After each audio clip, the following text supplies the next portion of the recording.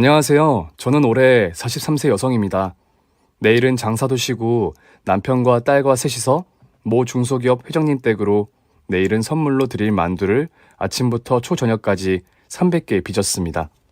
그 내기야 워낙에 정원사 아저씨부터 기사 3분, 도우미 선생님 3분까지 그리고 큰회장님 동생분들 아이고 그 숫자 세기도 힘들지만 딸린 식솔이 워낙에 많아서 우리 집에서 빚는 왕만두 300개로도 모자랄 판입니다.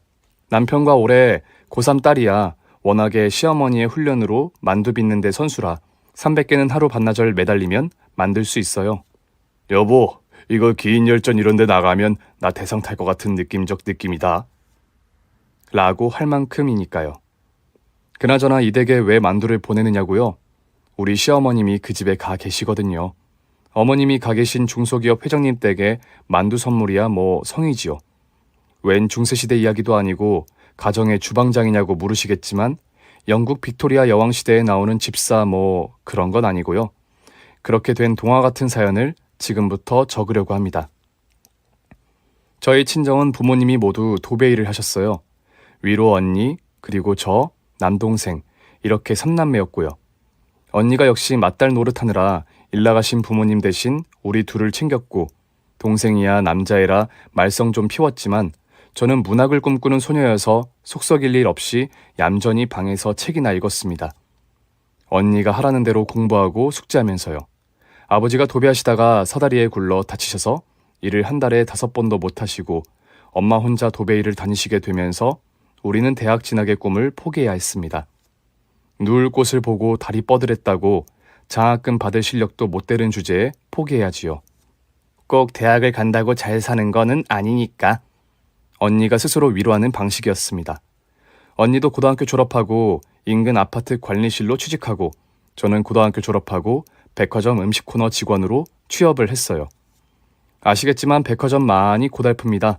집에 들어가서 제일 먼저 다리 마사지부터 해야 했으니까요. 거기서 일하면서는 앉아서 컴퓨터 두드리면서 일을 하는 사람들이 가장 부러웠던 것도 지금 와서 생각해보면 가슴 아리는 추억이네요. 눈물이 나올 때도 많았어요. 저는 문학소녀였는데 식품부에서 종일 서서 손님들에게 햄스테이크 사시라고 맛보시라고 햄에 가위질을 하고 있으려니 인생이 답답했습니다. 집에서 스테이크 하시는 집들이 많이 늘어나는 만큼 구비해 두시면 이모저모 쓸모가 많은 게 바로 이 제품입니다, 고객님. 라고 종일 떠들어야 했습니다. 아직은 꿈도 많은 20살인데요. 그래도 퇴근하거나 쉬는 날 집에서 소설 읽고 시집 읽으며 제 울분을 삭혔습니다. 그리고 워낙에 끈기와 인내심이 있는지라 일을 그만두지는 않았어요. 역사가 시작된 이래로 호경기라는 적은 없고 늘 불경기라고 하는데 그때는 더욱 불경기였어서 매달 꼬박꼬박 월급 나와서 집 살림에 보태는 게 감사할 따름이었지요. 통장에 들어온 월급을 뽑아서 그대로 엄마에게 가져다 드리면 엄마는 늘 말씀하셨습니다. 고맙다. 여기 30%는 네가 한 달 살 돈이고 옷도 사 입고 구두도 사 신어라. 옷이 그게 뭐야 젊은 애가. 하나를 사 입어도 똑바로 떨어지는 거 사 입고 70% 중에 30%는 떼어서 적금하마. 40%는 고맙게 살림에 보탤게. 고마워 딸.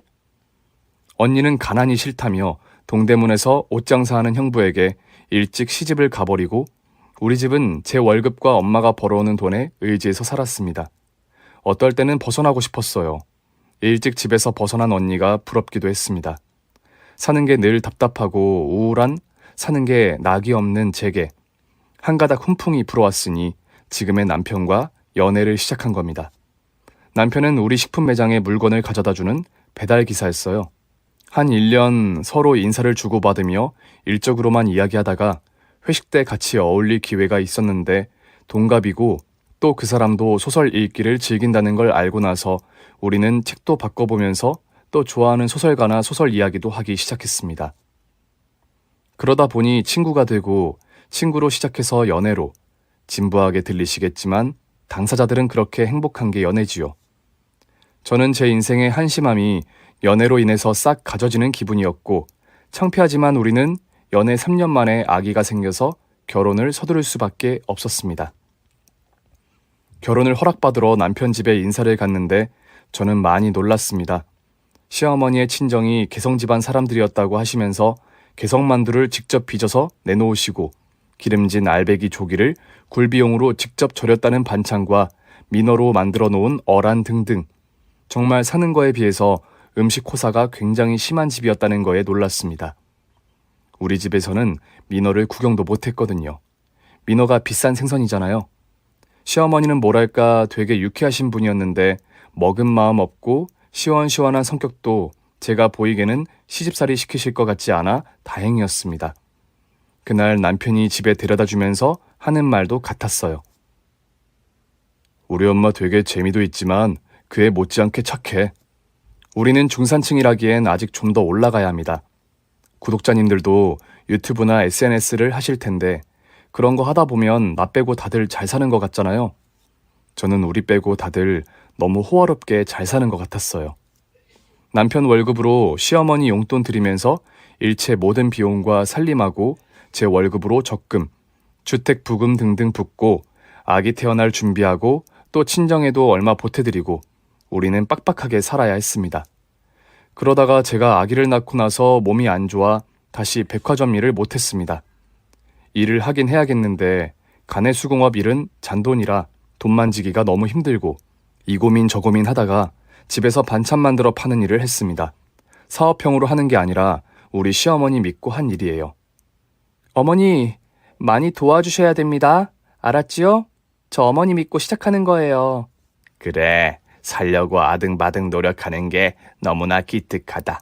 내 성심껏 도우마. 어머니가 워낙에 음식 솜씨가 좋으시니까 믿고 한 거지요. 저희 동네가 중하층이라 부부가 다들 나가서 일을 하거든요. 그러니 집에서 반찬 만들어 먹을 시간이 없고 그래서 저희가 집에서 한 반찬을 팔기로 한 겁니다. 제가 동네 반장님에게 식사 대접을 여러 차례 하면서 저희 집 반찬 좀 홍보 좀 해달라고 부탁을 하기도 하면서 처음에는 파이팅 값도 나오고 그럭저럭 이문도 남고 잘 되더니 동네 입구에 정식 반찬 가게가 생기니 우리 것이 비싸다며 다들 외면을 하더군요. 저희는 찐 재료를 써서 그런데 사람들은 무조건 싼 걸 찾으니까요. 그래서 그것도 그 만두어야 했습니다. 가격이 쌀 때는 이유가 있는 거지. 그거 다 중국산인 줄도 모르시고 그러신다니까? 아휴. 그렇게 일이 안 풀려도 우리 시어머님과 남편과 저는 얼굴 구기는 일도 서로 간에 인상 긋는 일도 없었습니다. 셋 다 돈 없는 거에 겁이 없다고 해야 하는 게 맞는 것 같습니다. 우리는 돈 없이 사는 거에 하도 익숙하다 보니 그런 거에 우울해하고 기죽을 사람들이 아니었어요.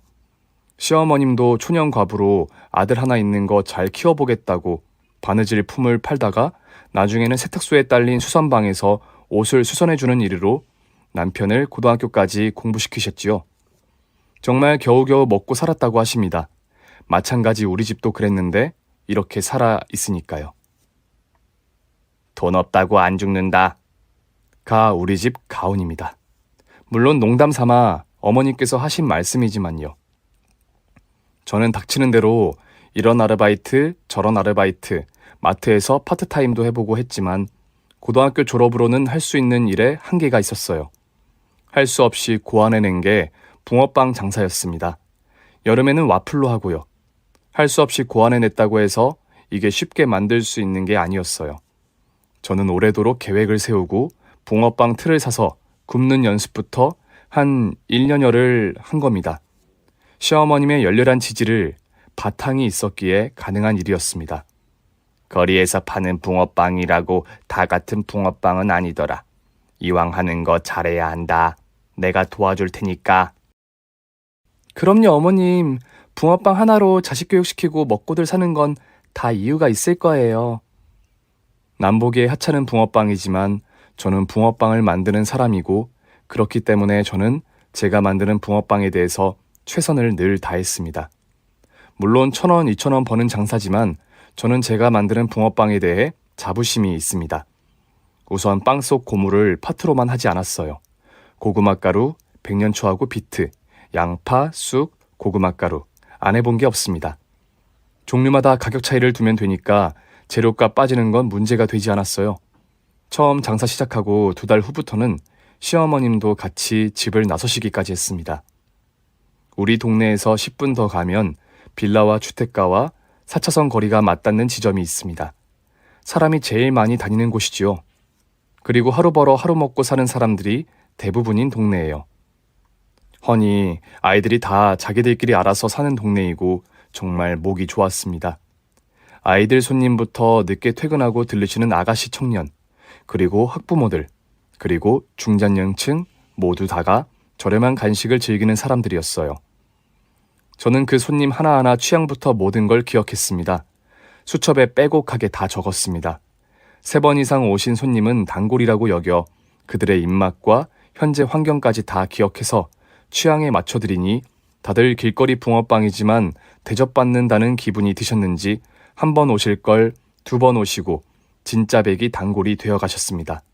사실 처음 1년은 반죽이 질게 되고 되게 되고 당황스러운 적도 많았지만 심혈을 기울여 노력하니 평타 반죽은 되고 우리는 안정적인 붕어빵 장사를 하게 되었습니다.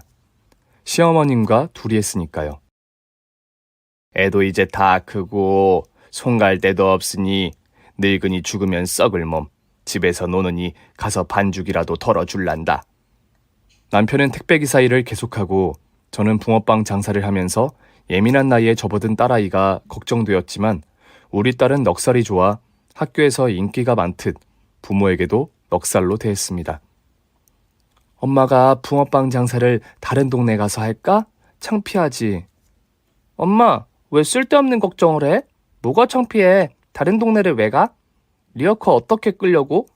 하더니 다음 날부터 저희 붕어빵 장사하는데 앞에 와서 손님인 척하면서 와, 이 집 붕어빵 되게 맛있다 하기 시작하는 겁니다. 그러면 지나가는 다른 어린이들이 그냥 지나칠 거 제 딸아이 말을 믿고 와서 붕어빵을 사는 거예요. 어쩌면 하늘은 제게 이러한 딸을 주셨는지 신이 존재한다면 그 신에게 엎드려 절하고 싶었습니다. 차츰 장사가 안정권에 접어들고 많이 배운 여자 인류 대기업에서 책상에 앉아 받는 월급만큼 나기 시작했습니다. 3년째 접어들자 시어머니와 저의 인건비가 넘치게 빠지더군요. 저는 자신이 붙기 시작했고 자신이 붙으니 초조하던 마음도 사라지고 조금 느긋해지더군요. 원래 욕심 없는 사람이었고 먹고만 살면 되지 하는 마음이 컸으니까요. 그러는 중간중간 솔직히 쓸쓸한 마음은 어쩔 수 없었어요. 저는 아름다운 시 읽으며 아름다운 모습으로 살고 싶단 마음을 버릴 수가 없었으니까요. 그 쓸쓸한 마음을 채울 곳을 찾았습니다. 바로 굶주리는 아프리카 어린이에게 도움을 줄 수 있는 후원이요. 비록 우리나라 돈으로 몇만 원 돈이지만 그거를 함으로 내 인생은 뭔가, 나는 왜 붕어빵 장사를 하는가 하는 그 허무함을 잠재울 수 있었습니다. 저는 그곳에 계좌이체를 하는 기쁨으로 살았다고 해도 틀린 말 아닙니다. 2 어린이를 후원했어요. 이건 남편도 시어머님도 딸도 모르는 일이었고요. 우리 시어머님은 어떤 분이냐 하면요. 시장에 가서 나물을 3,000원어치를 사잖아요. 3,000원어치를 담아주시면 거기서 한 주먹 덜어서 내놓고 오는 분이에요. 그런 어머니와 제가 만난 거지요. 시어머님은 도시락 반찬 팔 때 허름한 노인들이 들어오시면 저 몰래 반찬 1-2개씩 더 집어주던 분이었고요. 장사 시작한 지 3년째 접어든 그해 겨울은 정말 뼈까지 바람이 파고드는 추위였습니다. 올해처럼 눈도 심했으니 맨 빙판이었지요. 빙판이라 시어머님이 안 나오셨으면 좋겠고만 리어카 밀어주시려고 꼭 따라오셨습니다. 크리스마스를 일주일 앞두고인가 웬 젊은 새댁이 5살 정도 보이는 딸아이하고 저희 붕어빵 리어카 주위를 뱅뱅 도는 거예요. 보기에도 엄청 얇아 보이는 가을 잠바를 2개 겹쳐 입고 오들오들 떠는데 속으로 그거 웬만하면 두터운 겨울 잠바 하나 사 입지 젊은 새댁이 참으로 궁상이네 싶어서 혀를 찼습니다. 저는 옛날부터 엄마의 가르침대로 옷을 제대로 입고 다니려고 노력했거든요. 옷 3벌 살 값으로 1벌을 사서 입어라. 제대로 된 거 사 입어. 옷이 날개고 옷 잘 입은 거지는 대접도 잘 받는단다. 자기는 가을 잠바 2개 겹쳐 입었으면서 5살 정도로 보이는 딸은 아주 제대로 두꺼운 겨울 잠바를 입혀 나온 거 보니 엄마가 맞다 싶었습니다. 제가 자꾸 그쪽을 보니 시어머니도 보시면서 저거 봐라. 저게 엄마들 마음이다. 자기는 헐벗으면서도 새끼는 아주 제대로 입혀서 꽁꽁 싸맸네. 한참 멀찍이서 주위를 뱅뱅 돌길래 신경이 쓰였는데 딸 손을 붙잡고 다가오더군요. 저기요, 사장님. 제가 지갑을 들고 나온 줄 알았는데 안 들고 나와서 그러는데 우리 집이 저기 위에 저기거든요. 제가 내일 아침에 가져다 드릴 테니 붕어빵 2개만 주시겠어요? 우리 딸이 붕어빵을 좋아해요. 생각할 것도 없이 그러자고 했습니다. 저는 5개를 담아주었어요. 내일 2개값만 가져다 줘요. 3개는 내가 그냥 맛보시라고 드리는 거니까. 새댁은 눈을 동그랗게 뜨더니 저를 한번 바라보고는 주머니에서 수첩 같은 걸 꺼내고 볼펜도 꺼내서 뭔가를 적더니 아이 손을 잡고 뒤돌아 가더군요. 그 뒷꼭지를 바라보던 저희 시어머니. 새댁, 잠깐 서봐! 하시더니 저녁에 집에 가지고 들어가 먹으려고 사둔 동지 팥죽이 든 비닐을 새댁한테 쥐어주시는 겁니다. 이거 며칠은 먹을 수 있을 거야. 동지 팥죽이야. 냄비에다 물 넣고 불 아주 약하게 해서 자작하게 덮여야 돼. 하시더군요. 새댁은 또 눈을 동그랗게 뜨더니 다시 수첩을 꺼내고 볼펜을 꺼내서 뭔가를 적고 나서 고개만 숙이고 가는 거예요. 그 다음날 그 새댁은 안 왔어요. 물론 예상했던 일이었습니다. 크리스마스가 지나고 나서 다음날 리어커를 끌고 저희 장사하는 터에 도착을 하니 옆에 나무에 검은 비닐이 대롱대롱 매달려 있는 게 보여서 보기에도 뭔가 수상하고 궁금해서 보니 100원짜리 20개 하고 아마도 급하게 직접 짠 듯한 손가락 털장갑 4짝이 들어있는 거예요. 그 새댁이 놓고 간 거라 짐작이 되었고 왠지 훈훈한 마음이 들더군요. 시어머니와 저는 그 장갑만 끼고 그 겨울을 났습니다. 연말이 지나고 저는 그 새댁이를 까맣게 잊어버렸습니다. 그런데 신정이 지나고 한 사나흘인가? 그 새댁이 그때 처음 그 모습으로 또 얇은 잠바 2개를 겹쳐 입고 딸하고 같이 저기 멀리 서서 저희를 바라보는 거예요. 저희 시어머니가 다가가셔서 끌고 와 붕어빵을 싸주었습니다. 새댁, 이거 봐. 장갑. 우리 며느리하고 나하고 아주 요긴하게 쓰고 있네. 고마워. 새댁은 그 소리를 듣는지 마는지 예의 그 수첩과 볼펜을 꺼내 뭔가를 적더니 붕어빵이 든 비닐만 들고 고개를 숙이고 딸 손을 잡고 총총히 사라졌습니다. 그렇게 이틀 걸러 한 번씩 그 새댁과 어린아이의 우리 집 행은 시작되었습니다.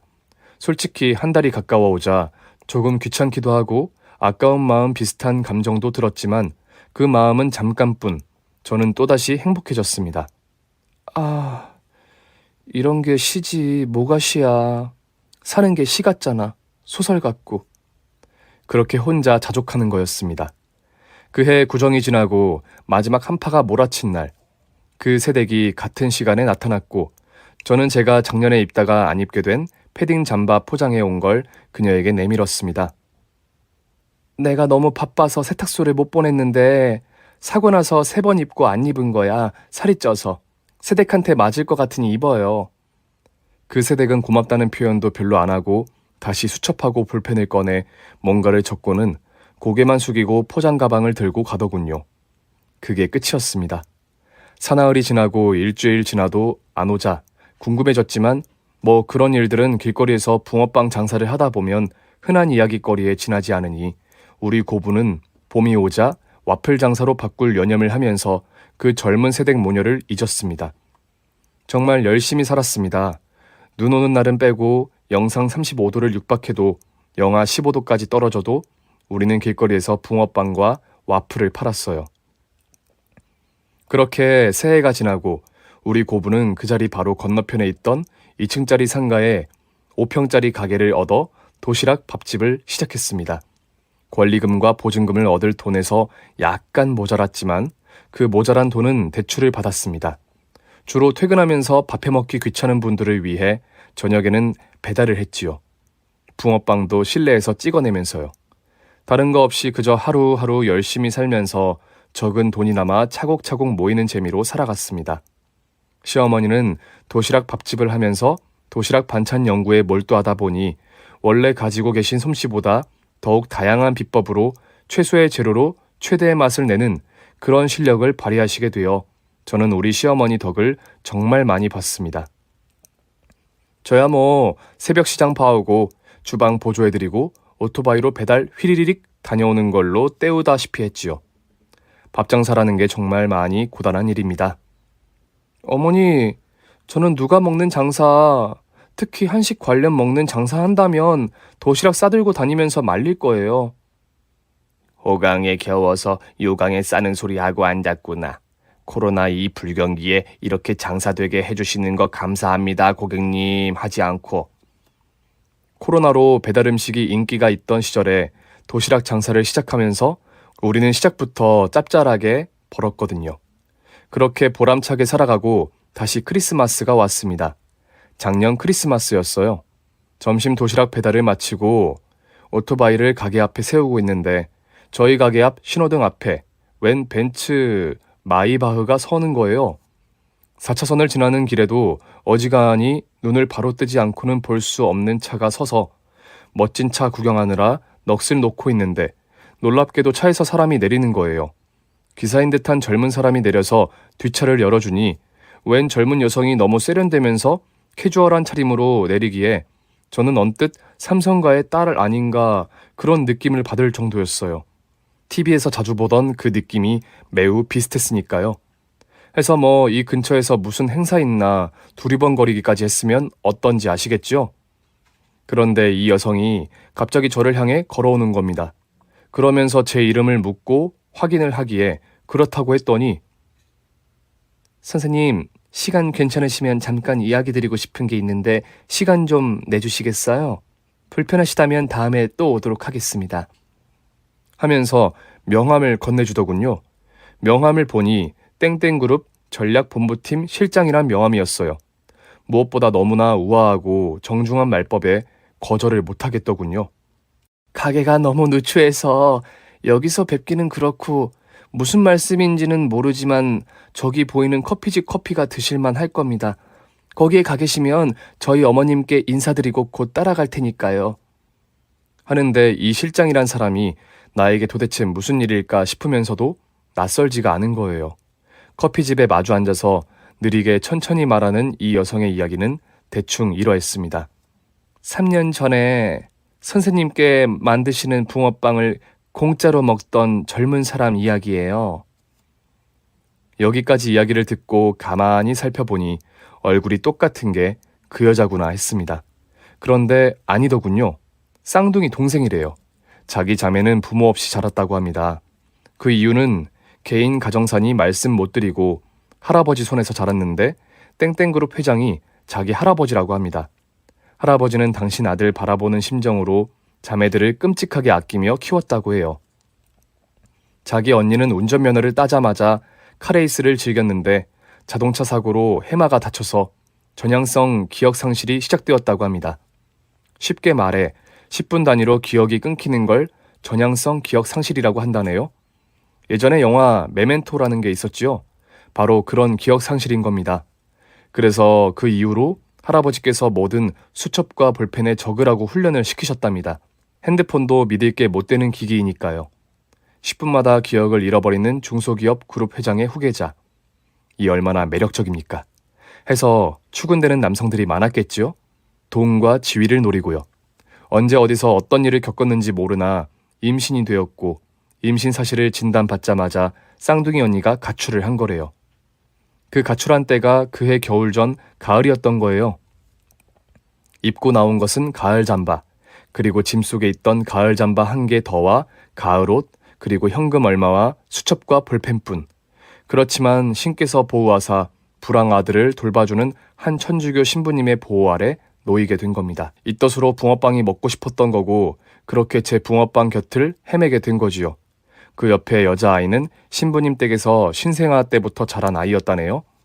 신부님의 끈질긴 노력으로 그해 겨울이 끝나갈 무렵에 땡땡그룹 회장님 댁에서 사람 하나를 찾고 있다는 비밀 아닌 비밀, 수소문을 접했고 그 여성은 집으로 돌아갔던 겁니다. 물론 당시 뱃속의 아이는 지금 동생 부부의 딸로 자라고 있다고 하고요. 아, 그랬군요. 아이고, 이게 무슨 인연인지는 모르겠고 그런데 무슨 일로 저를 찾아오셨나요? 해마가 다친 사람은 사실 그 자리에서 즉사하는 게 대부분입니다. 그러나 우리 언니는 살아남았지만 해마 부위가 깔끔히 괴사하는 과정을 지난 3년간 거쳤고 이제 마지막을 앞두고 있어요. 언니가 TV에 붕어빵이 나올 때마다 먹고 싶다고 해서 그때마다 서울 온갖 길거리 붕어빵을 사다 바친 게 지난 한 달입니다. 그때마다 이 맛이 아니라고 해서 결국은 언니가 당시 입고 있던 잠바에서 선생님의 핸드폰 고지서를 찾아낸 거예요. 언니가 돌아왔을 때 수천만 신경 썼고 누군지 참 고마운 분 이야기가 가득 적혀 있어서 감사만 했지 위치를 알 수가 없으니까요. 언니가 먹고 싶어하는 붕어빵도 살 겸 감사의 표시를 하고 싶다고 하더군요. 그러면서 우리 언니가 궁금하시면 보시겠냐고 해서 뭐 그렇게까지 그럴 사이는 아니라고 정중하게 거절을 했지요. 물론 사례도 정중하게 거절했습니다. 상대는 간곡했지만 그건 받는 게 아니라고 제 마음속에서 그러더군요. 그 돈을 받으면 너의 시적 세계는 무너져. 너의 소설 세계도 무너지고. 그렇게 그분과 헤어지고 가게로 돌아와 어머니께 다 말씀을 드렸습니다. 별말 없이 듣고 계시던 어머니는 사흘 후 아침에 갑자기 바리바리 싼 반찬 포장들을 박스에 담더니 그 땡땡그룹 실장의 명함을 달라는 거예요. 내가 그 집 주소는 묻지를 못하겠고 세상 떠날 날을 앞두고 있다니 옛날에 우리 친정엄마 돌아가시기 전에 잡숫고 싶다던 어란하고 그런 거 정말 하늘에 계신 분들 세상의 귀신들도 감복할 만한 반찬들만 좀 했다. 세상 떠나기 전에 먹고 가라고. 저는 시어머니가 시키는 대로 택배를 붙였습니다. 한 달 후 그 여성이 또 찾아왔습니다. 와서 한다는 말이 언니는 20일 전에 장례까지 잘 치루었고 부탁 좀 들어달라고 왔다고 하더군요. 저희 할아버지가 84시세요. 작년에 경영에서 손을 뗄 준비를 슬슬 하고 계시는데 지금 계신 사장님은 월급 사장이세요. 근데 우리 할아버지가 나이 드실수록 점점 괴팍해지셔서 주위에서 아무도 그 비위를 못 맞추어 고생을 하던 게 몇 년 되었거든요. 우리 언니가 사고를 당한 후로 그 괴팍함이 점점 심해지셨는데 그중에 제일 괴팍한 게 음식 투정이었거든요. 저도 TV에서 여러 번 뵈었는데 엄청나게 영국 신사 같은 외모에 젠틀하고 온화한 미소의 노인이라고 기억하고 있는 그런 분이 집에서는 반찬 투정이나 하는 찌질한 양반이었다는 게 순간 웃음이 나와서 웃었습니다. 그런데 그게 저와 무슨 관계가 있나요? 네, 그래서요. 저희에게 보내주신 반찬 만드신 분 좀 소개해 주세요. 혹시 직접 만드셨나요? 우리 할아버지 말씀으로는 이런 굴비를 잡수어 본 게 고향에서 증조할머니가 해주시던 그 맛을 내는 분은 남한에 내려와서 처음이라고 하시더군요. 우리 시어머님 솜씨세요. 우리 시어머님의 친정엄마가 개성분이시고 20년 전까지 살아 계셨다고 하네요. 그분 솜씨 모조리 물려받으신 거예요. 아, 그렇군요. 어쩐지 보내주신 반찬 하나하나가 정말 우리 할아버지 입에 맞으시고 할아버지가 다 드셨어요. 반찬 투정이 얼마나 심하신지 오죽하면 돌아가실 때가 되었나 보다고 도우미 음식 선생님들이 속상해하실 정도로 타박이 심하셨어요. 개성 음식에 비한다면 여기 음식은 도대체가 못 써먹겠다고 하시면서 그러면서 제게 하는 말이 어머님 좀 소개시켜달라는 겁니다. 저는 뭐 그거야 어렵겠나 싶어서 가게를 모시고 갔더니 어머니께 아예 사정을 하는 겁니다. 어떻게든 자기 집으로 가셔달라고요. 업계 최고의 대우를 해드리겠으니 앞으로 할아버지 살아계실 때만이라도 오셔서 주방을 지휘해달라고요. 세상에 우리나라 최고의 호텔 식당과 메인 주방장 요리의 월급을 주시겠다고 제안을 하는데 저는 제 귀를 못 믿었습니다. 저야 직원 하나 쓰면 되는 거니까요. 시어머니는 그 주 주말에 모시러 온 벤츠를 타고 옷가방 2개를 들고 입주 주방 선생님으로 가셨습니다. 떠나시기 전에 우리 딸 신이 나서 할머니, 그 집에서 사는 거 하루에 한 번 꼭 사진 보내줘. 사진 알았지? 와, 대박이다. 우리 할머니가 땡땡그룹 회장님의 밥상 주방장이라니. 어머니는 2주에 한 번 집으로 휴가를 오셔서 이틀 쉬시다가 가셨습니다. 그때마다 어머니께 전해들은 이야기는 너무 유쾌했어요. 그 팔순 영감 탐구가 나한테 완전히 갔어. 물론 내 손맛에 완전히 갔어. 모셔다 드리고 모시고 가는 벤츠 기사가 우리 시어머니를 대하는 태도를 보니 우리 어머님이 그 집에서 어떤 대우를 받고 사는지 짐작이 되는 거예요. 거의 뭐 절절 매는 겁니다. 시어머님이 원래 음식 호사가 심하셔서 우리한테도 굴비를 직접 만들어 주실 때 보면요. 꾸들꾸들하게 아주 잘, 마른 굴비도 껍질과 살 사이에는 기름기가 많아 북어처럼 메마르지 않게 하셨어요. 어머님이 시키는 대로 굴비를 들고 맨손으로 짝짝 찍고 나면 손바닥에 기름이 좔좔좔 흘렀었거든요. 뿐인가요? 굴비의 육질, 살은 부드럽고 쫄깃하고 씹는 맛이 일품이었습니다. 가서 첫날부터 회장님은 우리 어머님의 솜씨에 그냥 엎드리다시피 했답니다. 코를 박고 드셨대요. 음식이 입에 맞으니 자손들을 대하는 태도도 부드러워지고 집에 부리는 사람들을 대하는 태도도 부드러워지니 손녀 따님 부부들은 아주 새 세상을 사는 것 같다고 하신답니다. 어머님 말씀에 의하면 이 회장님이 말입니다.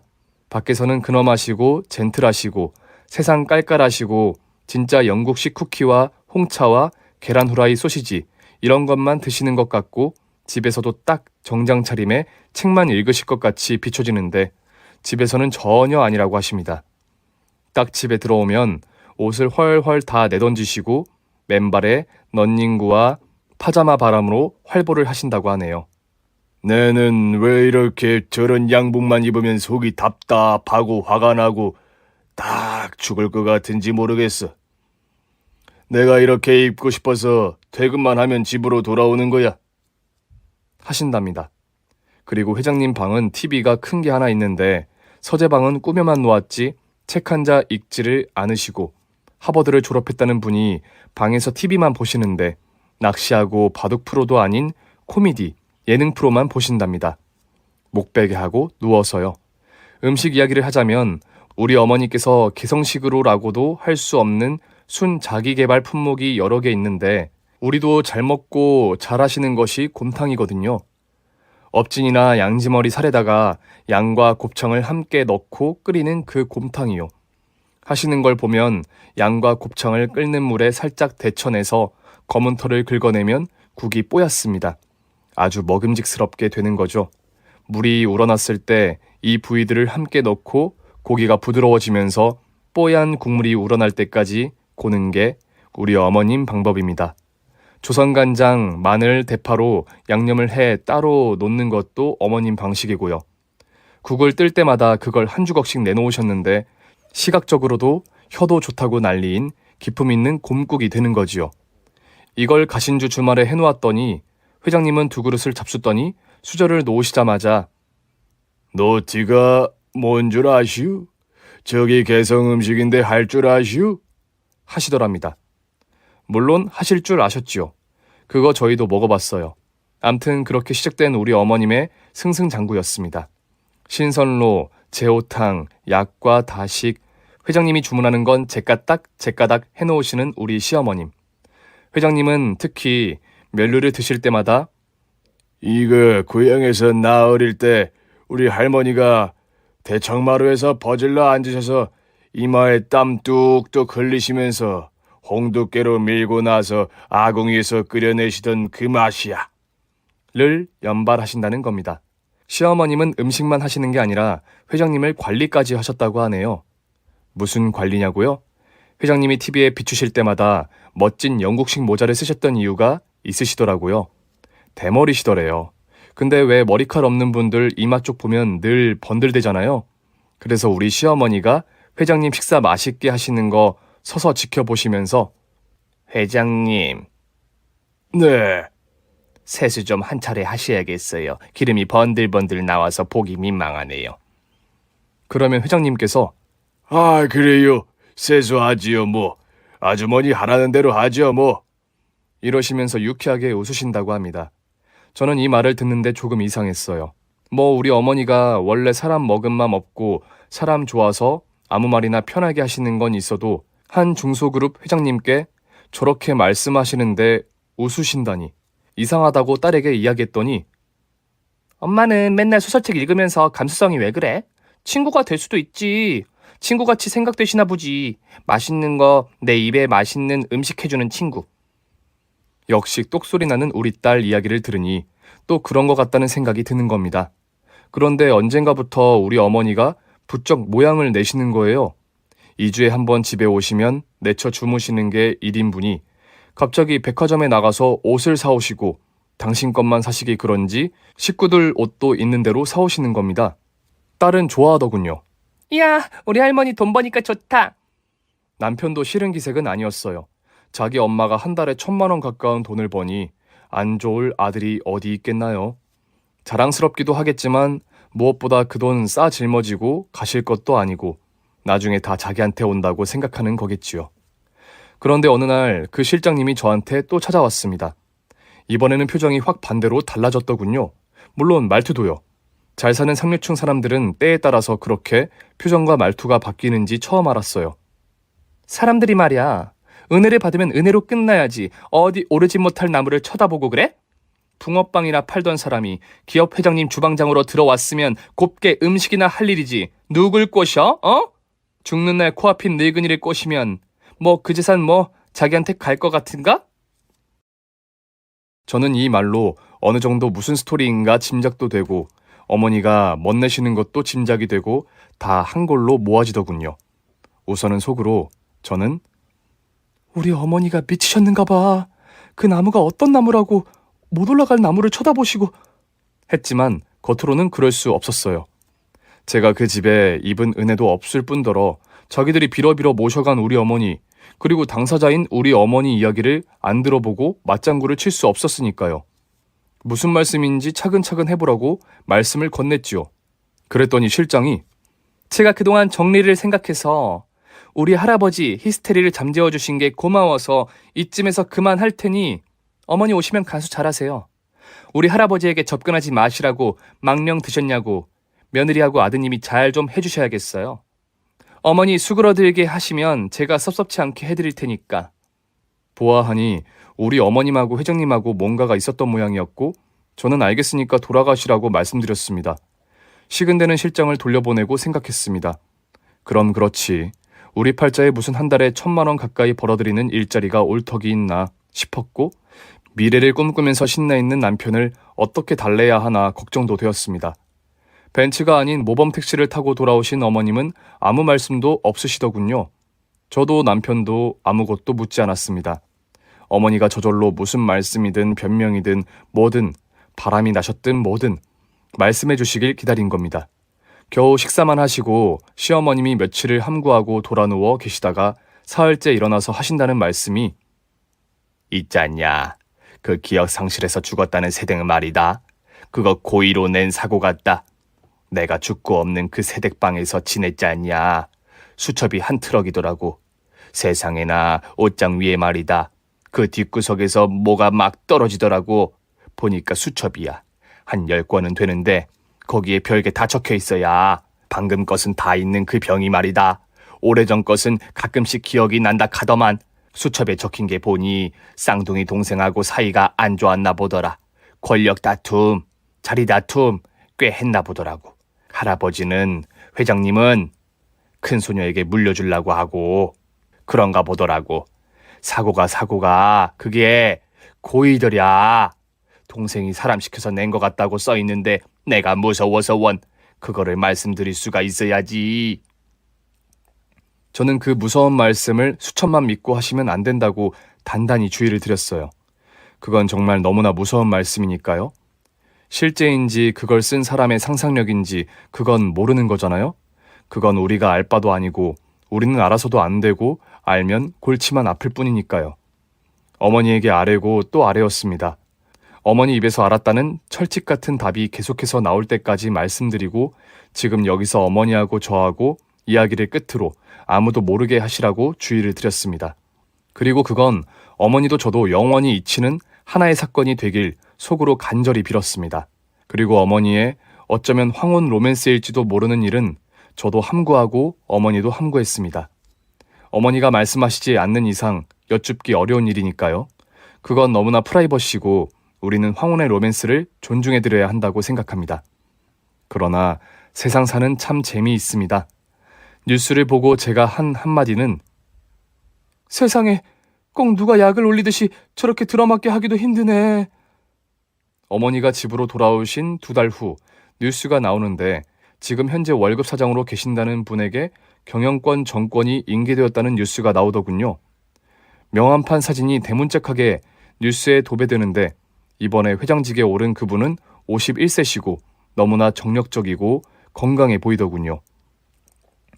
그리고 앞으로 그 그룹 경영권은 가족 세습이 아닌 가장 적합하고 적절한 사람으로 능력 위주로 경영진들끼리 투표하에 그리고 전체 직원 투표하에 결정된다는 뉴스도 나왔습니다. 그리고 회장님은 자기 자신이 가지신 순자산만을 가지고 그 외 지분과 쓰고 남은 나머지는 모두 사회에 환원하는 것으로 절대 일선에서 공식적으로 물러난다는 뉴스도 나오는 거예요. 그 실장이란 여자는 남편이 마련한 집과 대학병원 전공의인 남편과 매달 들어오는 남편 월급, 그리고 전략기획실 실장이란 지위만 가지게 된 겁니다. 쌍둥이 언니의 비밀은 영원히 비밀에 묻힌 채요. 회장님이 둘째 손녀에게 왜 그리 정을 안 주었을까요? 집 한 채 안 물려줄 정도로요. 손녀들을 키우면서 회장님만 직감한 뭔가가 있었을까요? 다른 마음이 있었던 걸까요? 그건 지금 우리도 잘 모릅니다. 다만 회장님이 공식적으로 일선에서 완전히 물러나신 후 자유인으로 돌아오신 지 1주 만에 우리 어머니를 찾아오셨다는 겁니다. 벤츠 S클래스 마이바흐를 타시고요. 기사가 워낙에 우리 집을 자주 다녔으니 기사를 앞세워 오신 겁니다. 방 안에서 두 분의 재회 장면을 목격한 딸의 전원에 의하면 두 분은 무슨 일로 오셨대요, 남사시럽게? 당신이 지어준 밥이 그리워서 살 수가 없었어요. 당신의 소리가, 당신의 냄새가, 당신의 웃음소리가 그리워 죽을 것 같았어. 나 좀 살려주시오. 사람 하나 살려준다는 셈치고. 그때 우리 어머니는 집에서 밀전병을 붙이고 계셨거든요. 우리 딸이 좋아하니까요. 84세의 회장님, 27세 하버드를 재학 중이었던 중소그룹 회장님이 허물어가는 우리 집 24평 빌라 주방에서 밥상 앞에 앉아서 밀전병을 드시고 계시는 걸 우리 딸이 찍어서 도시락 배달을 하고 있는 제게 보내주었습니다. 저는 도시락 장사를 계속하면서 회장님의 자서전을 집필해 주었던 한 소설가를 소개받았습니다. 회장님이 직접 우리를 만나게 해주셨어요. 그 소설가 집에 한 달에 2번씩 찾아가 소설 작성법을 배웁니다. 저는 이 나이에 소설가의 꿈을 이루기 위해 한 발자국 다가간 겁니다. 어머니는 평생 홀로 청산과부로 살아오신 우리 어머니는 없는 살림에도 타인에게 틈틈이 베풀고 사셨던 존경하는 우리 어머니는 나이 70대 중반에 연애를 시작하셨고 50년도 더 만에 남성분과 손도 잡는 그런 연애를 시작하신 겁니다. 그뿐인가요? 평생 소원이 문학인 저는 나이 43세 소설을 공부하고 있습니다. 이래서 세상은 살아볼만 하고 인생은 장맛빛이라고 하나 봅니다. 저는 낮에는 도시락 장사를 하고 저녁에는 방에 엎드려 소설을 쓰니까요. 제가 소설을 쓰는 옆에서 남편은 고단한 육신을 누이고 달게 잠을 잡니다. 그렇게 사랑하는 남편을 위해 저는 아름다운 소설을 쓰는 겁니다. 세상에 나시고 74년 평생 1,000원의 두부 한 모, 그리고 콩나물 500원, 이러고 사신 초등학교 졸업 우리 시어머니와 미국 하버드 졸업의 한 그룹의 총수인 수천억 자산가 회장님의 생애의 마지막을 불태우는 뜨끈한 연애가 시작된 겁니다. 지금까지 제 사연을 들어주셔서 감사합니다. 오늘 준비한 사연은 여기까지입니다. 재미있게 들으셨다면 구독과 좋아요를 눌러주세요. 그럼 저는 다음 사연으로 찾아뵐게요. 오늘도 건강하고 행복하세요.